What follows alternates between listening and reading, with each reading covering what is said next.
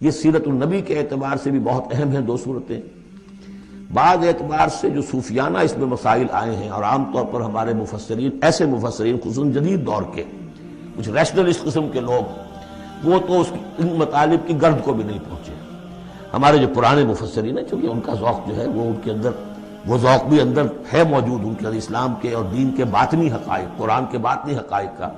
تو میں اس کے حوالے سے چند چیزیں آپ کو بتاؤں گا. سورۃ الضحیٰ کا جو اس کا جو شان نزول ہے وہ یہ ہے کہ کچھ دنوں کے لیے، ایک تو بالکل شروع میں جو رک گئی تھی فترت وحی، اس کے علاوہ پھر ایک موقع آیا ہے کہ کچھ عرصے کے لیے بہت دن گزر گئے تو جبرائیل نہیں آئے، اور آپ کے اوپر ایک شدید قسم کی جو ہے وہ پریشانی طاری ہو گئی. کچھ لوگوں نے بھی طعنہ دینا شروع کر دیا. کچھ عرصے سے محمد تم نے کوئی نئی وحی نہیں سنائی، کیا ہوا تمہارا شیطان کیا چلا گیا بس اب؟ کوئی ایسا بھی بتایا گیا کہ ایک دفعہ کئی راتوں تک آپ رات کو اٹھے نہیں، تو کہا وہ تمہارا شیطان تمہیں چھوڑ گیا ہے. کوئی ساتھ کے رہنے والی عورت جو تھی کہ رات میں نے سنی نہیں تمہاری کوئی پڑھنے کی جو تم پڑھا کرتے تھے، شاید شیطان تمہیں چھوڑ گیا ہے. خود آپ کو جس قدر ایک اشتیاق رہتا تھا کہ وہی آئے اور آپ کی وہ روح کو جو ہے مزید اور غذا اور تر و تازگی جو ہے وہ مسلسل ملتی رہے، اس کی وجہ سے یہاں تک آتا ہے کہ حضور فرماتے ہیں کہ اس درجے میں رنج اور غم میں تھا کہ میں سوچتا تھا کہ میں پہاڑ کے اوپر چڑھ کر اپنے آپ کو گرا دوں. بربنائے تب بشری، اس درجے حضور کے اوپر جو ہے یہ شاخ گزر رہا تھا کہ وہی کیسے بند ہوگی. اور اس میں یہ بھی تھا کہ اللہ ناراض تو نہیں ہو گیا، کیا مجھ سے کوئی خطا تو ایسی نہیں ہو گئی، یہ سبب کیا ہوا ہے. یہ ہے وہ کیفیت کہ جس کے اندر یہ آیتیں نازل ہو رہی ہیں. اور اب آپ اس کو سمجھ لیجئے کہ اس کا نفسیاتی اور انسان کی باطنی کیفیات کے ساتھ کیا تعلق ہے. انسان پر دو طرح کی کیفیات طاری ہوتی رہتی ہیں. جیسے میں نے پہلے ایک دفعہ آپ کو بتایا صدیق اور شہید کے درمیان جو فرق ہے بنیادی، کہ کچھ بنیادی طور پر لوگ ایکسٹروورٹس ہوتے ہیں، کچھ بنیادی طور پر انٹروورٹس ہوتے ہیں. ایکسٹروورٹس کھیل کود بھاگ دوڑ، لوگوں سے ملنا جلنا، گفتگو ہے، اسے دھکا دے دیا، اس سے مذاق کر لیا، اسی میں وہ خوش رہتے ہیں، بڑے مگن رہتے ہیں. تنہائی انہیں کاٹ کھانے کو دوڑتی ہے. اور ایک انٹروورٹس ہوتے ہیں کہ وہ مجلس وغیرہ کو نہیں ہوتا، اپنے تنہائی میں کہیں بیٹھے ہیں، غور و فکر کر رہے ہیں، سوچ بچار کر رہے ہیں. انہیں وہ مجلس سے زیادہ اپنا گوشہ تنہائی جو ہے وہ زیادہ عزیز ہوتا ہے. تو یہ دو مزاج اللہ نے بنائے ہیں. اسی طرح ہر انسان کے اوپر آلٹرنیٹلی کچھ کیفیات آتی ہیں جس کو ہم کہتے ہیں میرا موڈ آف ہے. ایک طرح کا قبض سا ہو جاتا ہے طبیعت میں بندش سی ہوتی ہے. کسی وقت اسی شخص کے اندر پھر انشراح سا ہو جاتا ہے، پھر ہنسنے بولنے کو جی چاہتا ہے، گفتگو کرنے کو جی چاہتا ہے. تو یہ کیفیت جب انسان کی روحانی زندگی سے متعلق ہو جائے تو اس کو پھر صوفیہ نے نام دیا قبض اور بسط. کبھی طبیعت میں انشراح ہے، انبساط ہے، طبیعت جو ہے وہ آبادہ ہے، ہر چیز میں روشنی کا پہلو آدمی دیکھ رہا ہے.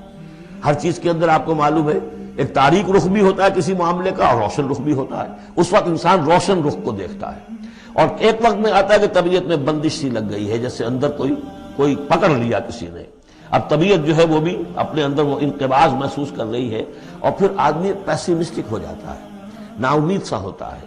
پھر اسے ہر معاملے کا تاریک پہلو زیادہ نظر آنے لگتا ہے. تو یہ قبض اور بسط کی کیفیات ہیں. جب کبھی قبض کی کیفیت ہو، قاضی ثناء اللہ پانی پتی رحمۃ اللہ علیہ نے تفسیر مظہری میں لکھا ہے کہ قبض کی کیفیت میں اس صورت کا پڑھنا تریاق ہے. جس طرح حضور صلی اللہ علیہ وسلم کے لیے گویا کہ اس وقت جو وحی کا بند ہو جانا تھا وہ گویا کہ ایک طرح کے انقباض اور قبض کی کیفیت پیدا ہوئی تھی. اس میں اب اللہ تعالیٰ فرما رہے ہیں والضحیٰ، قسم ہے دن کے دھوپ چڑھنے کے وقت کی، واللیل اذا سجا، اور قسم ہے رات کی جبکہ وہ چھا جائے یا ساکن ہو جائے. سجا کے دونوں معنی ہے سکون. اب دیکھیے ان دونوں کو کیوں لائے؟ اس لیے کہ صبح ہے، حرکت ہے، برکت ہے، چلنا ہے، دوڑنا ہے، ہر شخص جا رہا ہے، ادھر جا رہا ہے، ادھر جا رہا ہے. رات کو سکون ہو گیا، تاریکی چھا گئی اور شور ہنگامہ ختم ہو گیا. لیکن یہ رات اور دن دونوں ضروری ہیں انسان کے لیے. یہاں کا نظام چلانے کے لیے اگر رات ہی رات ہوتی تب بھی یہ دنیا نہ چلتی، اور دن ہی دن ہوتا تب بھی نہ چلتا. تو رات بھی ضروری ہے. اسی طریقے سے نفس انسانی کے لیے کبھی کبھی قبض کا وقفہ بھی ضروری ہے. آپ اسے یہ نہ سمجھیں کہ اللہ تعالیٰ ناراض ہو گیا، یہ بھی ہماری تربیت کا ایک سمجھیے کہ ایک جز ہے. ما ودعک ربک وما قلی، آپ کے رب نے آپ کو رخصت نہیں کیا ہے، نہ ہی وہ آپ سے ناراض ہوا ہے. وللآخرۃ خیر لک من الاولی، اور اس کے بعد جو وقت آئے گا اس قبض کے بعد وہ پہلی سے بھی بہتر ہوگا۔ اور میں حیران ہوتا ہوں کہ کیسے غالب نے وہ بات کہی ہے کہ جو بالکل ترجمانی ہے اس کی، رکتی ہے میری تباہ تو ہوتی ہے رواں اور، یعنی یہ کہ جب میری طبیعت کے اوپر کبھی کبھی رکاوٹ سی آ جاتی ہے، اب شعر جو ہے اچھے نازل نہیں ہو رہے، لیکن جب وہ رکاوٹ سے میں نکلتا ہوں، اس قبض سے نکلتا ہوں، رکتی ہے میری تباہ تو ہوتی ہے رواں اور، اس لیے کہ اس قبض کے بعد جب مرحلہ آتا ہے انبساط کا اور انشراح کا تو وہ ایک قدم آگے ہوتا ہے، آدمی اس پہلی کیفیت سے ایک درجہ جو ہے اس کا بڑھ چکا ہوتا ہے۔ وَلَلْآخِرَةُ خَيْرٌ لَكَ مِنَ الْأُولَىٰ، یقیناً پچھلی ہر گھڑی، ہر ساعت اور ہر قبض کے بعد آنے والا انبساط آپ کے لیے پہلے سے اونچا درجہ لے کر آئے گا۔ وَلَسَوْفَ يُعْطِيكَ رَبُّكَ فَتَرْضَىٰ، ان قریب آپ کا رب آپ کو اتنا کچھ دے گا، اتنا کچھ دے گا، آپ کی محنتوں کے وہ نتائج سامنے آئیں گے کہ آپ راضی ہو جائیں گے۔ اب دیکھیے پچھلی صورت ختم ہوئی تھی وَلَسَوْفَ يَرْضَىٰ، یہاں ہے وَلَسَوْفَ يُعْطِيكَ رَبُّكَ فَتَرْضَىٰ، صرف ضمیر کا فرق ہے، کیونکہ صدیق پر وحی نہیں آتی، براہ راست خطاب نہیں کیا جا سکتا، وہاں وہ صیغہ جو ہے وہ غائب کا ہے وَلَسَوْفَ يَرْضَىٰ، اور چونکہ نبی وہ ہے جس پر وحی آ رہی ہے، براہ راست مخاطب ہے، تو وَلَسَوْفَ يُعْطِيكَ رَبُّكَ فَتَرْضَىٰ، آپ کا رب اتنا کچھ دے گا کہ آپ راضی ہو جائیں گے۔ اب یہ کہ اسی قبض کی حالت میں پھر اللہ تعالیٰ اپنے احسان جتا رہا ہے، اور یہ بہترین ہے۔ کبھی طبیعت پر ڈپریشن ہو اس طرح کی اور قبض کی کیفیت ہو تو آدمی یاد کرے کس کس مرحلے پر اللہ نے میری دستگیری فرمائی، کن کن مراحل پر اللہ تعالیٰ نے مجھے مشکلات سے نکالا، اس سے وہ حوصلہ بڑھتا ہے۔ اور اس کو بھی سمجھیے کہ اسی انداز میں الم یجد کا یتیما فآویٰ، یہ سیرت النبی کے بڑے اہم حصے ہیں جو اس میں آ گئے ہیں۔ آپ کی پیدائش یتیمی میں، پوسٹیومس چائلڈ، باپ تو پہلے فوت ہو چکا ہے، دادا ہے 2 سال کی عمر میں وہ بھی گئے، پھر 6 سال کی عمر نہیں، 6 سال کی عمر میں والدہ گئی، 8 سال کی عمر میں دادا گئے، اور وہ یعنی جو آپ نے دیکھا ہے ابتدائی زمانہ زندگی کا تو وہ یتیمی کا، الم یجد کا یتیما فآویٰ، کیا اس نے اے محمد آپ کو نہ پایا کہ آپ یتیم تھے، پھر پناہ دی، آپ کے لیے بندوبست کیا، دادا کے دل میں جو شفقت ڈالی، پھر آپ کے تایا زبیر کے دل میں جو شفقت ڈالی۔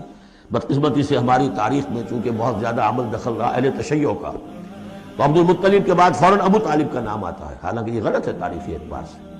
عبد المطلب کے بعد کافی عرصے تک زبیر جو آپ کے تایا تھے وہ سرپرست تھے، پھر ان کے انتقال کے بعد ابو طالب کا معاملہ آیا، لیکن ان کو بیچ میں سے غائب کر دیا گیا۔ بہرحال اللہ تعالیٰ جو بھی کسی کے دل میں ڈالتا ہے، آخر ابو طالب کے دل میں محبت ڈالی تو کس نے ڈالی؟ وہ ہم پڑھ چکے ہیں سورہ طٰہٰ میں، وَأَلْقَيْتُ عَلَيْكَ مَحَبَّةً مِّنِّي، حضرت موسیٰ علیہ السلام کی موہنی صورت کے اوپر اللہ تعالیٰ فرماتے ہیں ہم نے اپنی محبت کا پرتو ڈال دیا کہ تمہیں دیکھنے کے بعد وہ قتل کرنے کے ارادے سے باز رہ گئے، ان کے ہاتھ شل ہو گئے، ایسی موہنی صورت اسے قتل کر لی۔ وَأَلْقَيْتُ عَلَيْكَ مَحَبَّةً مِّنِّي وَلِتُصْنَعَ عَلَىٰ عَيْنِي، یہ ہوا ہے۔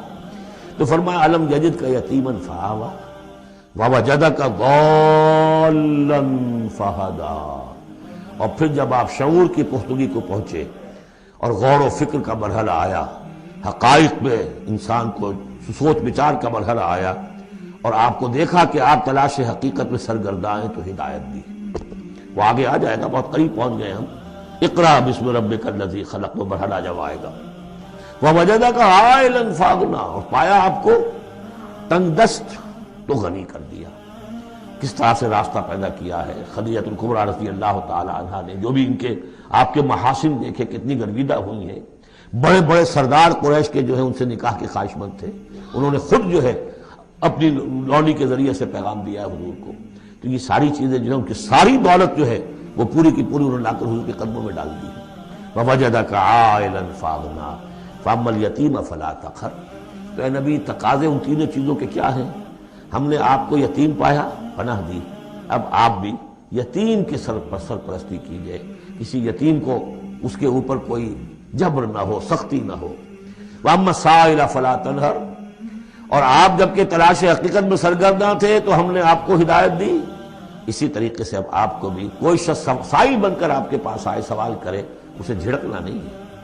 اسے جو بھی سائل دونوں طرح کے ہوتے، سوال کرنے والا کوئی علمی سوال اور سوال کرنے والا کوئی مالی دولت، مالی مدد کے لیے۔